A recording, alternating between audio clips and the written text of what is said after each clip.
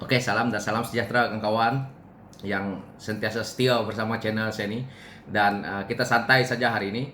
Dan saya juga mengucapkan salam Jumat kepada kawan-kawan yang beragama Islam. Tak tahu kamu orang boleh sholat tak hari ini. Tetapi pencerahan saya berkenaan dengan saya pun nak tergelak nih sebenarnya. Saya buka-buka aja media, ada saja yang nak dikritik untuk kerajaan kita nih. Hari ini buka media, ada pula lah dia orang ni buat petition desak Azmin letak jawatan.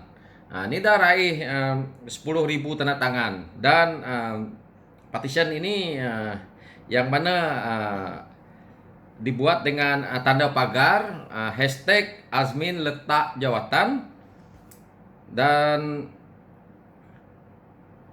pengguna maya dengan nama kerajaan gagal laman www.change.org ini mensasarkan meraih 150,000 tanda tangan. Setakat hari ini je, dia belum 24 jam nih, sudah 100,000 tanda tangan warganet. Tetapi saya nak pesan kepada kamu orang yang menandatangani petition ini, kamu orang bersedia ya, gelaran kamu orang Azmin akan bagi cicak mengkarung. Termasuk saya yang suka mengkritik dia ni akan menjadi cicak mengkarung. Tetapi kita tahu ini Datuk Seri Azmin Ali ni, dia kalau dia berani mengatakan orang cicak mengkarung tu lepas menang PRU je. Sebelum menang PRU, kau suruh dia berlutut depan korang pun dia berani. Sebab dia nak kuasa 5 tahun. Tapi siap-siaplah, kamu orang ni semua cicak mengkarung, termasuk saya. Yang 100 lebih ribu membuat tanda tangan ni, kamu orang ni semua cicak mengkarung. Termasuk saya lah. Saya mengkritik dia. Jadi kita bersedia dengan nama gelaran cicak mengkarung. Dia ni suka saja sebut cicak mengkarung. Dia anggap orang kecil tau. Inilah sifat dia. Dia sekarang ni dia seperti orang kayangan. Jadi kita rakyat ni dia tengok sebelah mata aja. Betul ni. Ini dah terbukti. Kalau tak percaya, siapa yang rapat dengan dia di dalam PKR, siapa yang kenal di dalam PKR, pergi tanya. Sebab kita ni tidak rapat dengan dia, tidak tahu. Dia boleh bermuka macam talam, orang kata. Jadi inilah dia. Itulah. Dia suka panggil orang cicak mengkarung. Ada ni yang lupa ni, dia selalu ucapkan tu. Dan semalam pun saya dah kata, dia punya pattern kalau dia nak menipu tu, saya dah tahu dah. Saya tak mau terlibat lah, nanti orang panggil saya Haziq pula. Saya tak nak lah isu-isu tu, dia punya pasal lah. Tapi kita bersiap-siap, dia akan beritahu ini hanya cicak mengkarung, dia kata.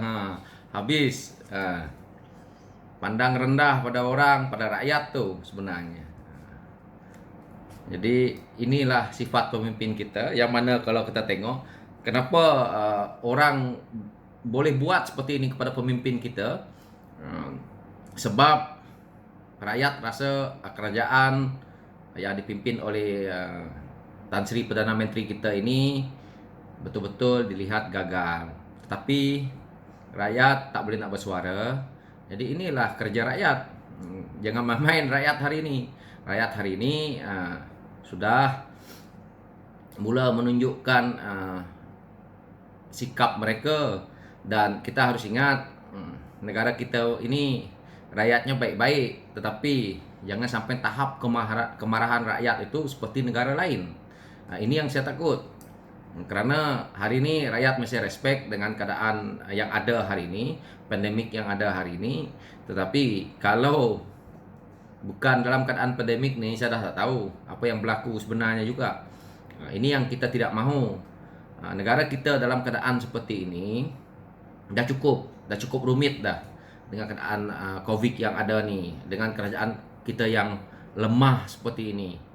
Jadi apa yang berlaku akan menyusahkan kita rakyat juga, kerana peluang-peluang untuk kita bekerja, peluang-peluang untuk kita menjana pendapatan seperti berniaga ataupun orang yang berniaga agak sukar.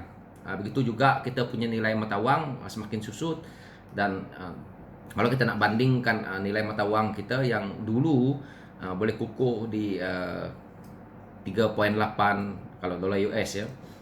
Dan hari ini kita tengok sampai 4.0, 4.1. So ini menunjukkan bahawa ekonomi kita ni, negara kita ni dah teruk. Begitu juga kalau kita tengok dulu orang yang bekerja di Singapura 10-20 tahun dulu cuma 2.3, 2.5 dia punya tukaran. Hari ni 3 point plus.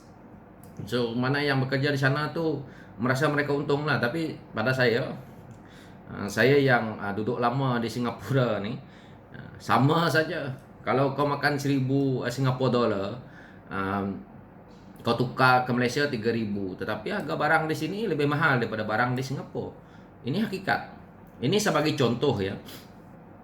Saya pulang ke Malaysia, saya beli botol Coca-Cola yang kecil tu, yang dalam plastik tu.